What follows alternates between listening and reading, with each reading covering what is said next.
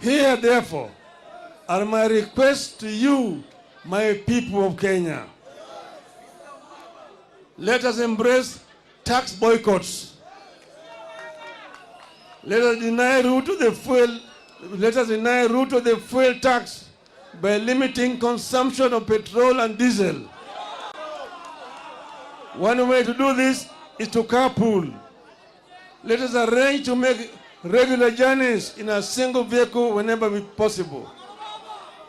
Give each other a ride. Cut down on non-essential travel. Walk instead of driving whenever possible.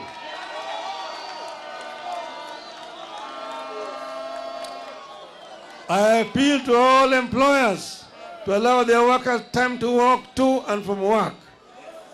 I appeal to matatu owners to support tax boycotts.